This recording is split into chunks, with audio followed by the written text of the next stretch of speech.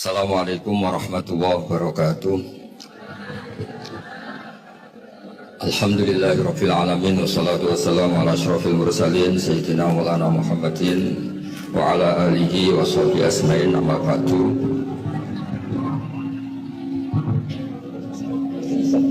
Makanya dalam cerita itu pernah Sayyidina Ali itu di satu masjid mubaliknya atau penceramahnya itu cerita neraka. Serunya bukan main. Neraka itu gini.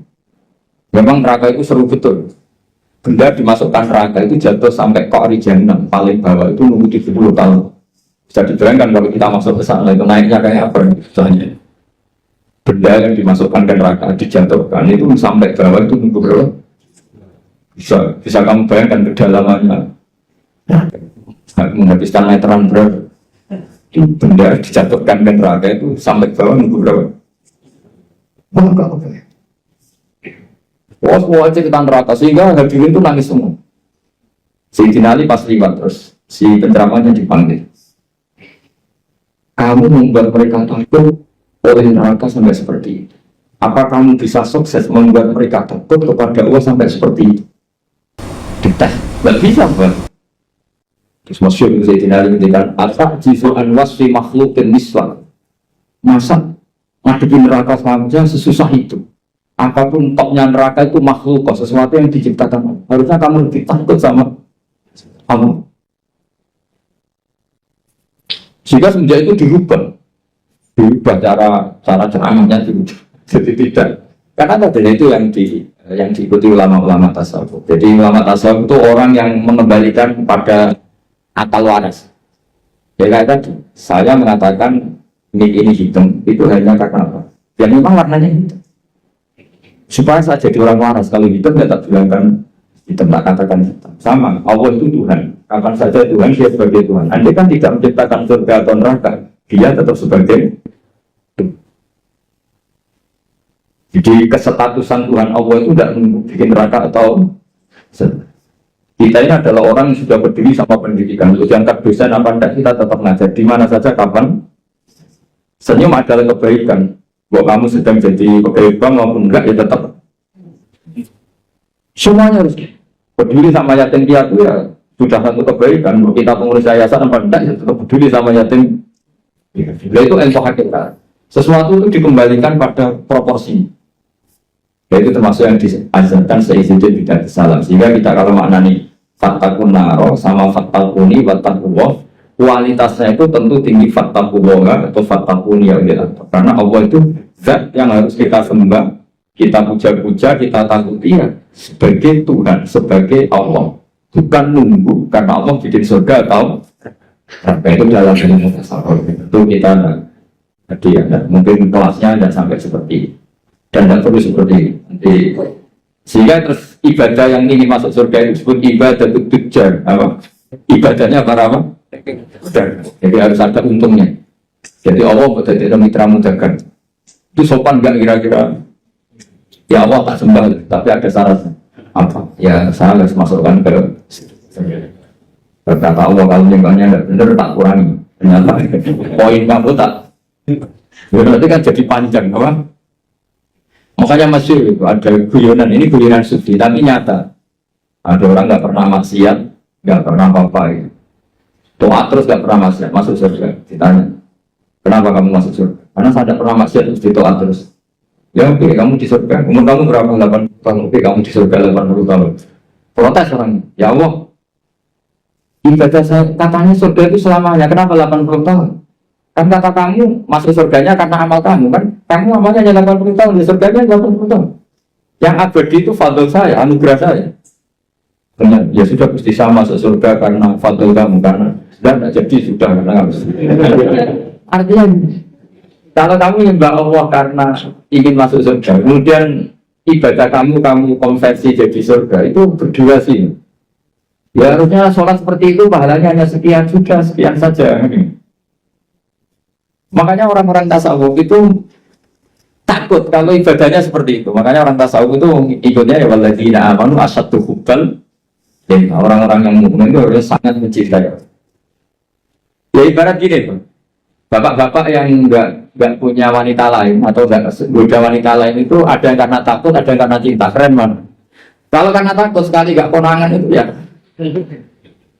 sudah lampu merah. Gitu. Tapi kalau karena cinta, konangan ya tetap nggak macam-macam itu. Nah itu orang-orang tasawuf, orang yang sangat mengagumi fitrah salim, bahwa kita menyembah Allah juga karena dia sebagai Tuhan, bukan karena dia menciptakan surga atau apa.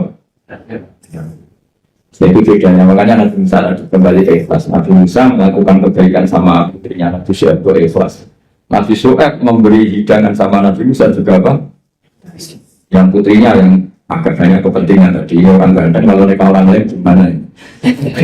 Akhirnya Nabi Syuaib ya sudah daripada gitu terus ini ya teruskan. Jadi faslun fi mukafatil ihsan bimisli al-afdal, pakai cerita qalat inna abdi yad'uka liyajziyaka ajrama saqaita. Cerita kedua ketika Nabi Ibrahim dapat tamu para malaikat menghentikan qol salam, terus Nabi Ibrahim ya qol salam. Jadi yang agak aneh tapi mirip saja. Wastaqrada Rasulullah sallallahu alaihi wasallam jikron wa radda ziyadatan faqala khairukum ahsanukum qawlan. Jadi Nabi itu pernah berhutang, kira-kira kalau di Indonesia itu ya tentang anaknya sapi kalau bahasa Indonesia. Pedet, masa bahasa Indonesia pedet? Apa? Asam. Kalau alasan Nabi itu kira-kira kalau di Indonesia itu ya hutang anak sapi, pedet itu. Tapi pas membayar pakai sapi ini jangan dipakai alasan rentenir. Terus sahabat itu ada yang protes, ya Rasulullah, engkau kan hanya punya hutang apa? Anak sapi atau pedet dan kenapa nyaurnya bayarnya pakai sapi? Tetapi ngedikan khairukum ahsanukum qawlan, yang terbaik dari kalian adalah saat bayar itu lebih. Nah, ini yang masalah ini, makanya saya bilang ini masalah. Kata guru saya, kata bangun, kata bapak saya, Islam itu ngaramno riba, tapi yang ngaramno medit. Ya orang-orang soleh, sok ngaramno riba itu mau ngaramno riba, tapi nggak ngaramno medit. Sebenarnya yang diharamkan Islam itu dua, riba yang haram, medit yang haram. Sudah ini tidak usah dalam kan nanti jadi fitnah. Jadi yang diharamkan Islam itu dua sekaligus, loh.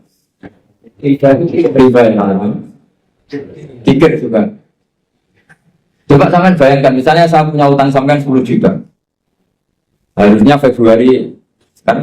Januari kemarin harusnya sudah lunas sampai Februari.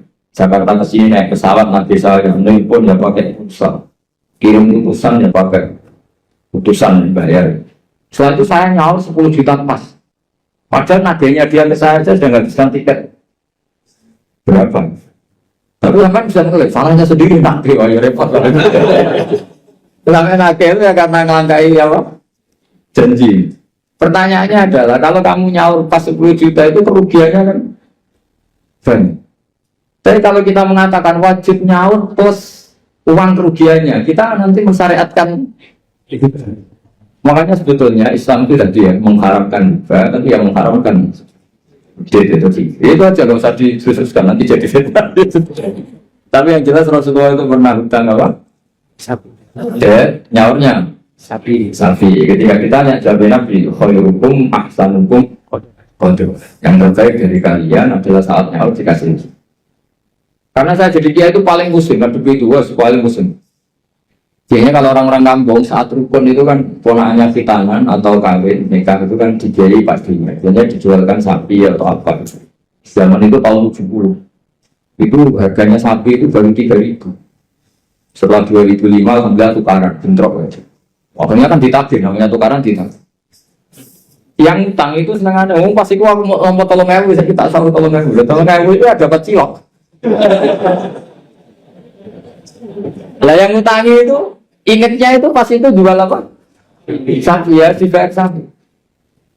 Dan akhirnya kita sebagai kiai kan bingung, nggak ikut makan uangnya tapi harus jawab. Terus saya jawab gini. Andaikan saya jawab langsung putus enggak Pak? Kalau langsung putus tak jawab, kalau enggak mau. Kan rugi sudah dikiaikan ternyata enggak final kan enggak keren. Enggak Gus, kalau sekali jiran jawab kita taslim, kita menerima. Ya sudah kata saya, bayarnya sapi saja. Jadi bayarnya sapi saja, saya enggak mau jutaan. Tapi ternyata yang ngutangin berengkel. Dulu sapinya itu andekan masih itu anak cucunya ada. Wah repot kalau dia. Jadi dia nggak mau dibayar satu sapi harus plus anak cucunya. Apalagi kalau sapinya sering selingkuh anaknya. Tapi yang utang itu tidak kalah pinternya. Itu nak urip sapi mula nak mati. Wah repot ini. Makanya saya itu kadang sama orang awam dia mantel karena itu sinyal kan. Coba sampean kalau jadi kiai, kalau Anda dalam posisi saya milih mana? Milih pakai ukuran apa? Karena kita riba yang takut medit ya. Misalnya saya bilang, ya sudah katanya sudah setuju kalau sudah saya ngomong pasti final itu harus. Tak suruh nggak usah. Jangan pakai uang, pokoknya jangan pakai uang. Karena kalau pakai uang itu mesti setelah itu masih denger-denger. Sapi itu harganya beda-beda. Misalnya ditawar 20 juta. Wah, kamu itu sapi itu 100 juta, berarti kurang 5. Ya tak ngeleng-ngeleng, sapinya zaman itu kayak apa yang sudah nunjuk di pasar, ya itu aja dibelikan. Karena kalau pakai uang pasti. Dan nanti yang 20 juta yang bayar dengar-dengar, oh sapi kayak itu hanya 15. Nanti minta susu kan panjang. Jadi susahnya jadi kiai di sini. Makanya konversi hutan, saya itu punya geladak itu rumah kuno. Itu dulu bio saya bikin, itu hanya habis 700 rupiah. Sekarang geladak saya pernah orang antik itu nawar sampai 500 juta. Coba kalau itu dinilai dulu itu hanya 700. Makanya ada cerita. Lalu riba itu maknanya apa? Menambahkan dari nilai intrinsik uang apa-apa. Debat.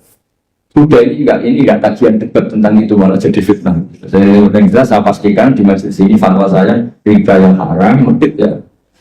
Ini mesti aman nih. Riba yang haram, medit ya. Kita cerita apa? Nabi itu wastak Rasulullah tikram tapi warudnya ziyadatan. Ziyadah di sini itu bukan uang. Di semua riwayat apa bukannya pedet, nyaurnya itu sapi. Jadi bukan pedet plus uang atau duit itu enggak.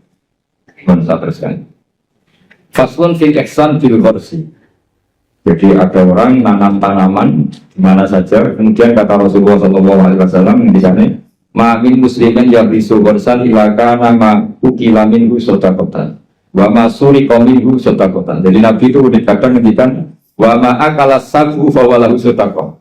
Tidak ada seorang mukmin atau muslim menanam satu tanaman, misalnya Anda menanam mangga di tengah hutan atau di tanah kamu sendiri. Kata Nabi, itu dimakan burung ya sudah. Bahkan Nabi bilang ada yang dicuri juga sudah. Maka sebetulnya sistem pencurian yang seperti itu sebetulnya bisa setengah-setengah dilegalkan. Tapi jangan mengajari mencuri. Tapi lagi-lagi jangan mengajari kikir juga.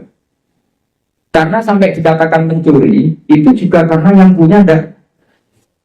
Makanya uniknya Nabi ngendikan wa masuri qaumin ya sodako, yang dicuri pun nanti berstatus sodako. Tapi jangan mobil. Ya yang ini. Itu kalau di kampung saya, umumnya kampung masih di kampung. Di kampung itu ada adat unik. Kalau ada orang punya semangka banyak, kemudian ada tukang penggembala ngambil satu. Itu kalau ditaburi atau disalahkan, itu orang menyalahkan yang punya semangka. Wong kok ditemo ngono kok geger. Ada konsensus, ada apa? Jadi agama itu yang ngaramkan nyuri, tapi juga ngaramkan medit. Itu jadi perlu dicatat. Coba sama lihat di kampung-kampung, ada orang punya 1 hektar atau 1 ladang, terus punya mangga banyak. Ada yang nyuri 1 digebukin, orang nyalahkan siapa? Nyalahkan yang digebukin, menyalahkan yang nyuri. Nyalahkan yang digebukin. Nah yang nyuri akan karwan salah, jadi nggak perlu disalahin gitu. Tapi yang jelas Nabi ngendikan kalau ada orang punya tanaman, kemudian dimakan hewan atau dicuri, bahasanya Nabi masih sulit kok. Maka itu menjadi sedekahnya dia. Nah kemudian di fikih itu ada bab yang agak sensitif. Namanya ulima ridho. Ulima ridho itu nggak pamit, tapi kira-kira yang punya pasti boleh. Itu boleh. Wah kalau enggak semua dosen, semua kiai, semua santri pernah nyuri kan itu. Karena gini, misalnya saya akrab Ya saya misalnya akrab sama seseorang, pas di kamar mandi misalnya. Terus saya pakai HP-nya karena penting tak pakai handphone. Itu nyuri apa pinjam? Enggak jawab. Nyuri apa pinjam? Nyuri enggak pamit. Tapi kalau dikatakan nyuri, teman-teman akrab itu kok gitu aja kok. Parah lagi kalau kamu marung, itu di fakir itu mesti nyuri semua. Coba kamu ke warung, terus ada beda goreng di situ kamu makan. Coba itu apa? Nyuri apa enggak? Dikatakan nyuri itu di depan umum. Dikatakan beli belum kamu. Ya. Dikatakan tamu itu warung kok tamu. Dan di fakir itu didiskusikan seperti itu. Nah, kalau dikatakan, ya coba itu status kamu makan itu apa coba? Ketika Anda makan statusnya apa? Nyuri kan, kalau kebetulan bakulnya pas ke dalam. Nyatanya ada yang nyuri juga, habis 3 bilang 2. Itu seperti itu. Nah di fikih itu sampai jadi debat itu. Jadi perdebatan seru itu. Namanya bek mu'ato. Fikih itu bakas bek apa? Mu'ato. Bek mu'ato itu tidak ada ijab qabul, tapi secara adat seperti ya seorang lagi tidak ada ijab qabul, tapi secara adat seperti akhirnya kita ngambil gedang goreng sampai 5. Nanti kelihatan enggak benernya begini, kita punya asumsi, punya estimasi harganya per satu itu 1.000. Ternyata sama bakulnya bilang 5 berarti misalnya 10.000 apa? Kita akan estimasinya 1.000, ternyata diregani 2.000. Kita akan kaget. Jadi lalu pertanyaannya, fakir itu menjawab, lalu yang kita ikuti yang dengan jadi hakim itu kata balik, penjual apa pembeli? Kita harus sepakat pembeli karena dia yang punya. Dan kamu tidak dimasukkan jual beli tapi efsad, merusak harta orang lain tidak pamit, maka kamu diberi sanksi, harganya mahal. Jadi sebenarnya kalau di fikih kan penjualnya bilang harganya 100.000, itu di hakim harus menang yang penjual, karena kamu merusak harta orang lain tanpa pamit. Jadi akadnya bukan jual beli tapi merusak orang lain. Maka itu kalau di persidangan dimenangkan penjual karena pemilik. Itu terserah saya, yang punya saya. Mau apa kan kamu? Kamu aja selonang-selonang apa? Makan yang nyuruh. Makanya saya pernah kenal sama Kiai Jawa Timur, itu orangnya khusyuk. Itu kalau marun itu sampai bakalnya mantel. Teman saya modal. Bu, ini gedang goreng gini pinten. 1.000 ini dibayari 1.000 baru dimakan. Masih di tempat itu dia kepengen lagi, akad lagi. Bu, ini pinten. Ini tela goreng harganya pinten 1.500 dibayar lagi. Saking ininya akadnya itu jelas. Lama-lama anak itu tiap marung, dia cuma marung ini yang ngelok. Jadi kadang orang bener itu yang repot no. Orang bener itu kadang yang repot, tapi itu memang bener betul. Nah, makanya di fikih itu ada bab namanya bab polimari itu. Di kampung itu kalau ada orang punya semangka 1 hektar atau punya pohon mangga, kok orang ngambil 1 pamit mesti dimarahin kalau orangnya dermawan. Cung mono kok paham, kena buta yang berjutu. Makanya saya katakan nyolong ya haram, tapi medit juga. Ya itu aja, nggak usah berarti Gus Pak ngalatan nyolong ya enggak. Kamu itu gak menyimpulkan sekacau itu ya enggak seperti. Tapi ini saya hanya maknani hadis. Kenapa Nabi ngintikan bahwa masuri kaum sodako yang dicuri pun berstatus sodako, karena bahasa nyuri itu bahasa yang sudah ngekot. Dikatakan nyuri karena nyatanya tidak pamit. Dikatakan sodako nyatanya yang punya Ini kan dua bahasa paradok. Wong nyuri kok statuskan sodako. Dari definisi nyuri ya memang nyuri enggak pamit. Tapi dari nyatanya halal karena yang punya ridho namanya sedekah. Kamu milih mana? Bahasa nyuri atau sedekah? Ya nyurinya ada, sedekahnya juga ada. Ini jelas, ini hadis sahih. Wa ma sulika minhu sedekah. Terus wa ma akala sabu fa wala sedekah. Misalnya yang makan itu burung atau apa ya juga jadi sedekahnya dia. Makanya di fikih bab paling sulit namanya bab mu'ato. Itu perdebatan Imam Syafi'i dan Abu Hanifah. Mu'ato itu adalah satu akad jual beli yang ditentukan oleh adat. Tidak ada ijab qabul. Ya itu tadi kayak orang marun tadi. Orang marun lalu makan gedang goreng itu statusnya apa? Atau naik bis. Sama kan nggak pernah kepikiran, karena sama nggak pernah mengkaji fikih serius. Yang kepikiran ya kita ini yang mengkaji fikih. Coba, saya naik bis, biasanya saya kalau dari Jogja sering bis dari Semarang sampai Pandangan, sampai rumah saya Pandangan 4 jam dari Semarang. Jadi kalau saya ngajar di sini itu 8 jam. Jadi kalau sampai nggak pintar ya kebangetan 8 jam. Coba sampai sekarang misalnya saya mau ke Jakarta, ada bis tak stop, berhenti kan, terus saya naik.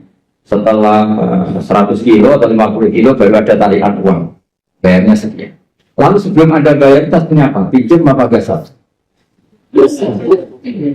Nggak pinjam apa gasal? Dikatakan gasal kan supirnya yang berhenti. Terus dikatakan pinjam, nyatanya nanti disuruh bayar. Dikatakan bayar di durasi waktu itu belum bayar, statusnya apa?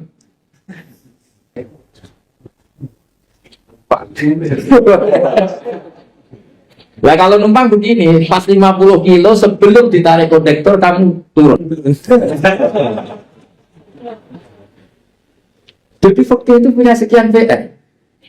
Makanya di fakta itu mau tidak mau harus ada bab baru. Bab bagaimana transaksi sing lima itu tidak ada akad yang verbal maupun eksplisit, tapi sudah diketahui kali itu pasti itu. Ya tadi, namanya bakul, ada orang makan gedang goreng itu ya seneng, karena dianggap dianggap kepayan terus. Tapi yang makan, ini masanya punya estimasi, yang mulai masalah kan punya estimasi. Kemudian asal ngulik pas 2.000, ternyata di luar dugaan harganya 5.000. Makanya kalau kita sebagai kiai, saya sering punya santri yang pedagang gitu. Mesti pesan saya, tolong tarif harga itu dikasih. Makanya kayak warung Padang, beberapa warung yang sudah gitu pasti didian dia itu disuruh apa nulis apa tarif apa harga. Karena kalau kata-kata terus kan capek ini yang bakulnya. Ampun tuh dia dua badan yang bentuk gedang goreng harganya berapa? 1.000 dibayar. Itu anaknya orang sufi. Kami sufinya bapaknya itu dulu era Waiser itu nggak pernah diwaiser. Karena bapaknya itu orang sufi. Nanti kalau Waiser itu uangnya ketukar sama uangnya orang lain, yang dikasihkan dari uang saya, tapi uangnya orang sufi. Jadi kalau ngirim anak itu masih ada orang sufi itu. Kalau dulu ini kayaknya nggak pernah ada. Sudah modern sekali. Sampai segitu karena takut uangnya itu ketukar. Yang kamu terima itu tidak uangnya bapak, tapi uang orang lain. Juga seperti itu sah nggak? Misalnya wesel online, yang dikasihkan uang kamu apa uang orang lain? Boleh nggak? Itu kalau menurut teori profesional kan nggak boleh. Mau miliknya orang lain kok di. Yang menjadikan boleh karena apa? Ulama ridho, orang lain itu juga ridho karena tergantung. Kalau kamu ngajukan kredit ke bank, uang yang dikasihkan kamu itu uangnya bank itu uang orang banyak. Pamit gak? Wah, ini bisa panjang kalau secara makanya begitu ada bab nanya bab ulima ridho, ada transaksi yang tidak eksplisit juga nggak verbal, tidak ada ijab kabul, tapi ulima ridho. Kira-kira orang itu jika di kampung-kampung menurut saya adat itu bijak sekali. Kalau ada orang pengembala, tapi kalau dosen ya jangan, kalau kiai ya jangan. Itu kalau ngelak ya ngambil bukan milik orang yang banyak. Jangan yang orangnya miskin punya pohon hanya satu, yang kira-kira punya banyak diambil. Itu kalau yang punya dipamitin. Pak, tadi saya ngambil diganjeng, itu gimana? Ngono kok pamit gak cocok. Karena dianggap sakit sepele yang harus diridhokan. Akhirnya gara-gara pernah satu itu gak perlu pamit, yang lainnya ikut-ikutan. Lah yang mulai banyak itu yang belum tak kayak gitu. Jadi kalau satu dua kan dimaklumi. Jika dalam tradisi ilmu tasawuf itu kalau sholat ya sholat saja. Kriminal besar kalau dalam ilmu tasawuf orang sholat ingin masuk surga itu kriminal besar itu kalau dalam ilmu tasawuf. Makanya masyhur itu kan Nabi Isa disuruh sama Allah, kamu sana ke gunung mana? Pertama ketemu masyarakat yang sholat terus ibadah terus sampai kurus semua. Ditanya, kenapa kamu ibadah sampai kurus seperti ini? Karena kita ingin masuk surga. Kata Nabi Isa, ibadah itu tijar. Ini ibadahnya pedagang. Kalau makan sesuatu harus dapat laba. Komentari ibadah itu tijar. Terus jalan lagi, ketemu orang yang sama, yang kurus, yang ibadah terus. Ditanya, kenapa kamu ibadah terus? Kita takut neraka. Kata Nabi Isa, ibadatul ibad. Ini ibadahnya para budak. Jadi melakukan pekerjaan karena ketakutan. Dia memajikan, dia merepot, dia pimpinan. Itu namanya ubad, itu budak. Takut ditegur dosen, ditegur atasan. Terus kelompok ketiga, itu orangnya happy. Cara Jawa itu badannya tumis itu nyaman. Air mukanya ya nyaman, fisiknya ya nyaman, ibadah ya nyaman. Ditanya, kenapa kamu nyembah sama Allah? Karena rindu, karena senang. Nabi Isa itu gabungnya gitu. Ibadatul musyrik, ibadahnya orang yang dicintai. Karena sebetulnya Allah itu yang tersinggung. Masyhur itu dalam riwayat hadis qudsi Allah ngendikan gini. Ada orang soleh ibadah terus. Kenapa kamu nyembah saya? Ya karena saya ingin masuk surgamu ya Allah. Yang satu ditanya, kenapa kamu nyembah saya? Saya takut nerakamu ya Allah.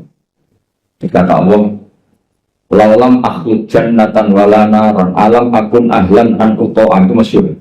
Sama harus hafal hadis itu supaya nanti ikhlas. Ya dihafalin aja, gampang hafalannya.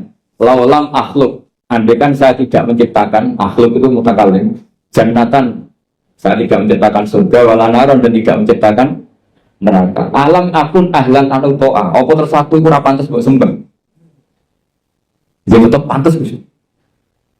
Nah itu makanya saya itu kalau ngaji di mana-mana tuh bikin analogi. Saya orang yang sering bikin analogi tentang ilmu hakikat. Misalnya gini, sampai nggak tanya, ini warnanya apa? Sampai jawab apa? Hitam kan? Minta bayaran apa enggak? Enggak kan? 1 tambah 1 itu berapa? 2. Kita biasa ikhlas mengatakan 1 tambah 1 2. Tidak bilang gini, kalau dikasih 1 juta tak jawab 2, kalau enggak tak jawab 4. Enggak begitu kan? Artinya kita sering ikhlas mengatakan 1 ditambah 1 2.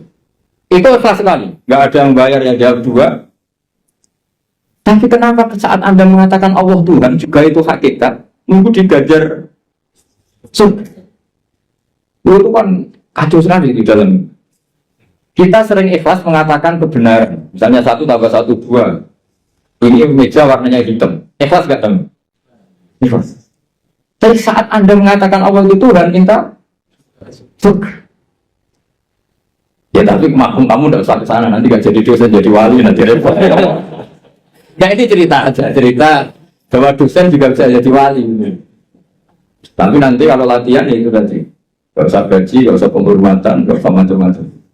Bisa masalah kan, masalah di rumah, tentunya gak masalah di kamu. Tapi itu memang latihan, ilmu itu harus dilatih. Sehingga kita ini sama Allah malu. Malunya adalah saat kita mengatakan 1 tambah 1 2 tidak karena upah, hanya karena ingin kita ngomong hakikat. Hakikatnya memang 1 tambah 1 2. Nah Allah itu hakikatnya Tuhan. Di mana-mana Tuhan itu ya layak disembah. Makanya kata Allah, andai kan saya tidak menciptakan surga atau neraka, apa lalu kamu tidak nyembah saya? Bisa saja orang ini jawab, ya enggak lah, rugi ngapain? Ini kan masalah gitu. Makanya sebenarnya Allah itu tersinggung sama orang-orang yang menyembah karena surga atau karena. Tapi karena Allah itu zat yang baik, meskipun tersinggung itu ya baik-baik saja. Ini bedanya Allah sama makhluk. Artinya Allah itu zat yang sangat Rahman, sangat Ghafur. Meskipun tersinggung itu ya nggak apa-apa, tetap mengapresiasi ibadahnya orang-orang, kemudian diberi pahala apa. Maka dalam cerita-cerita sufi itu masyhur itu. Suatu saat Rabi Adawiyah itu bawa api, bawa oncor. Kalau dulu itu oncor. Ngerti nggak apa? Obor itu. Yang satu bawa air 1 gelas. Ditanya, kamu mau kemana? Mau bakar surga dan memadamkan neraka. Kenapa? Doanya Rabi'ah yang paling masyhur gitu. Ya Allah, jika saya menyembah Engkau karena ingin masuk surga, haramkan saya selamanya tidak akan masuk. Dan jika saya menyembah Engkau karena takut neraka, neraka akan saya isi sendiri. Tidak usah diisi sama saya saja. Karena ini sudah ilah dari jati hakikat. Kalau kita bisa mengatakan 1 tambah 1 2 itu ikhlas tanpa presentasi apapun, kenapa mengatakan Allah Tuhan nunggu digaji surga? Jangan-jangan di hati kita kalau nggak ada surga kita tidak mengatakan Allah itu Tuhan. Jangan-jangan kalau kita tidak jadi dosen UII tidak peduli sama perjalanannya Islam di Indonesia. Jangan-jangan kalau saya nggak dikiaikan di UI saya tidak peduli sama perjalanan Islam di Indonesia. Itu kan lama-lama gitu. Saya senyum karena profesi saya pramugari. Di rumah kan enggak pramugari nanti, maka enggak perlu senyum. Kasihan suaminya. Maka bahaya sekali kalau seperti itu. Dosen di kampus pengajar, di rumah tidak pengajar tapi penghajar. Itu nggak boleh seperti itu. Kalau dosen di kampus harus dosen di rumah. Kalau senyum di pesawat harus senyum di rumah karena senyum itu kebaikan. Kalau di pesawat baik ya di rumah baik. Ngajar itu kebaikan. Kalau di kampus baik ya di rumah. Allah itu Tuhan di mana-mana, Tuhan kapan pun sebagai dikatakan oleh Sayyidina Nabi Sallam berbeda cerita. Ya ulang lagi ya, kelebihan kitab ini adalah misalnya satu cerita yang linear, tapi nanti menjadi kesimpulan hukum. Kita tahu Nabi Musa itu orang Israel yang hidup di Mesir. Mesir dulu bahasanya Al-Qibti.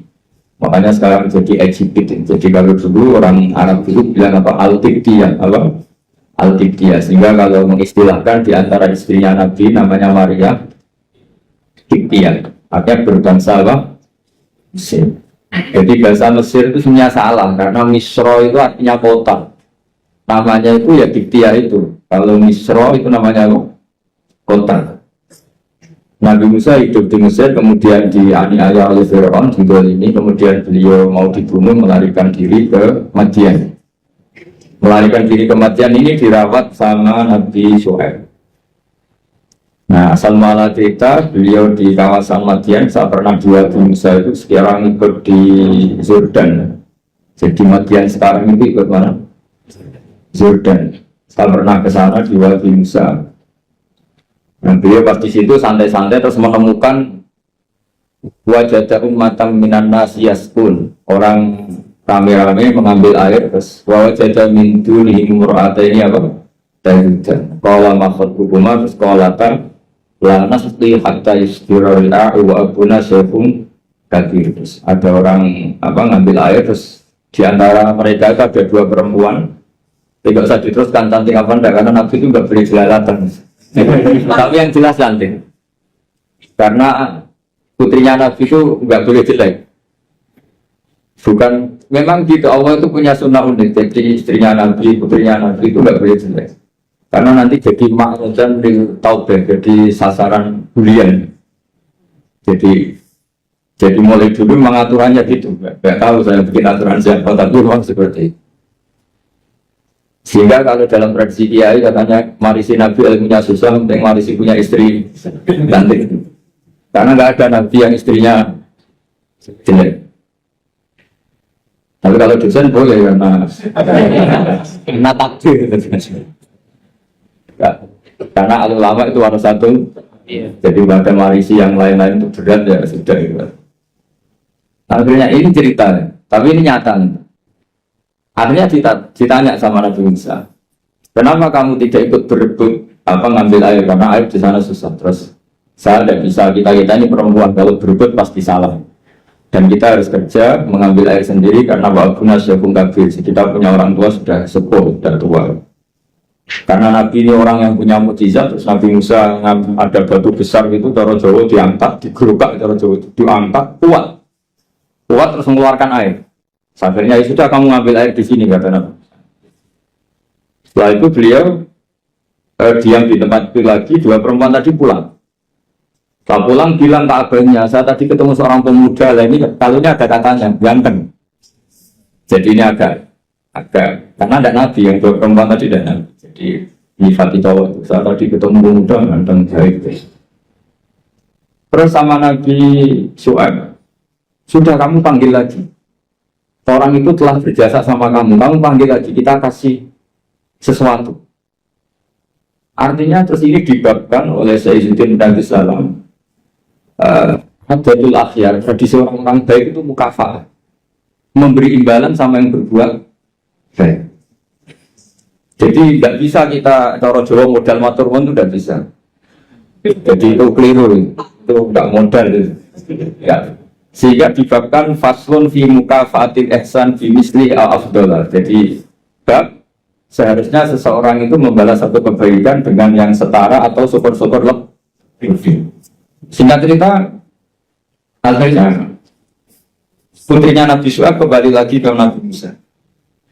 Saat itu Nabi Musa sedang bertarung dengan dirinya. Beliau berdoa gini sama Allah. Ya Allah, saya ini orang baik. Jadi ngaku orang baik itu boleh asal baik betulan.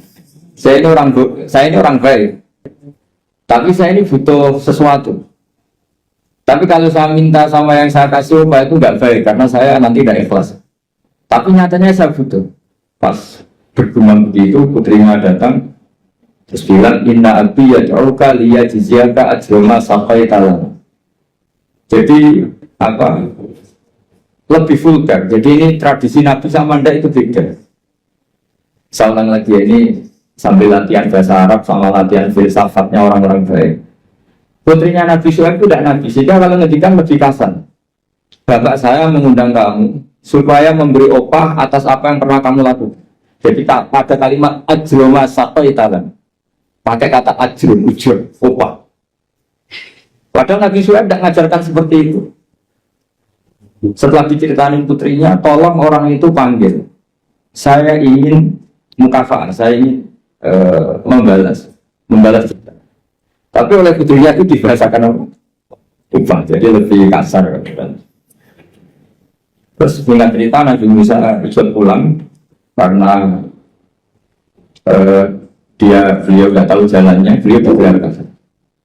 Karena cerita-cerita itu entah kenangin entah apa yang saya nggak pakai celana, mungkin pakai maxi atau pakai rok gitu. Agak terbuka sedikit karena Nabi itu ya Nabi betul memang. Sudah, Mbak kamu jalan di belakang, nanti jalannya kamu yang mandu. Kalau saya di belakang kamu nanti tahu macam-macam. Akhirnya Nabi Musa di depan, yang putrinya Nabi Syuaib di belakang. Terus kalau kanan kirinya dipandu, ayo kiri kanan gitu, sokonya gitu. Singkat cerita sampai di rumah sudah dihidangkan makanan yang lezat, yang mewah. Terus kata Nabi Musa, kita ini inna ahla baitin, kita ini dari keluarga terhormat yang tidak terlintas dapat balasan atas semua kebaikan yang kita lakukan. Jadi mukadimahnya sudah keren. Kita ini satu keluarga yang punya tradisi kalau melakukan kebaikan itu tidak ingin dapat apa? Balasan. Kata Nabi Syuaib, kita dari satu keluarga yang kalau ada orang berbuat baik, orang atur wontok tapi menjamin. Pokoknya adu tradisi besar. Tentu. Terus Nabi Musa dipaksa harus mau ikut apa? Makan jamuan. Yang mulai itu putrinya Nabi Syuaib tadi.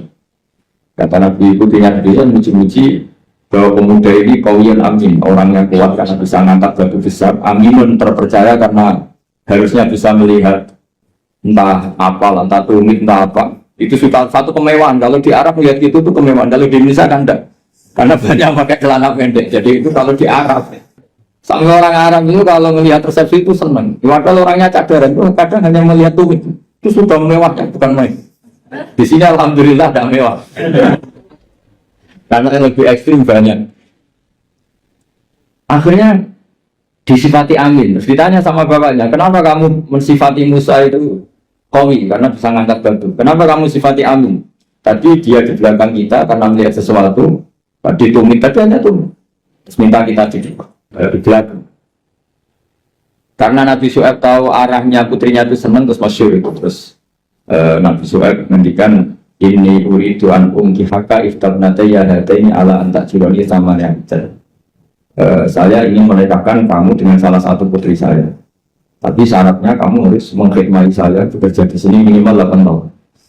Karena Nabi Syuaib itu pedagang, jadi kalau gratisan nggak mau. Jadi Nabi Syuaib itu ya unik.